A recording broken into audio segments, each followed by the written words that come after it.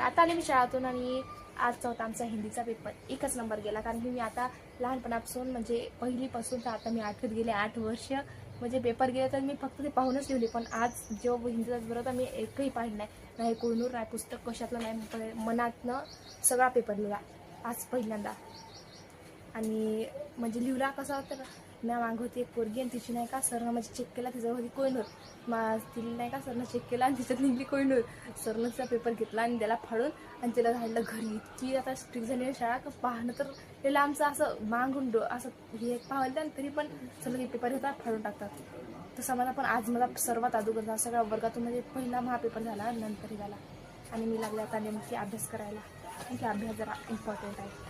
आणि हिंदीचं तरी पाठ होते एखादा धडा हे काय, आणि हे कमी रंगवले पुस्तक तरी पण माझ्या डोक्यात बसेल हे कोण होतं हे कोणाचं कोण होतं कल्ले त्याच्यात लक्षात ठेवा लागतं. हिंदी तिच्यात मग कधी भेजायला बसत. मी बनवतो त्या 2 पेंटिंग. आता याच्यातली कोणती तुम्हाला आवडली हे सांगा मला कमेंट्समध्ये, आणि कशी आली ती सांगा कमेंट्समध्ये. जर तुम्हाला पाहिजे असेल तर तुम्ही घेऊ शकता, फक्त कमेंट करून टाका, मी तुम्हाला पोस्टमध्ये पाठवून शकते.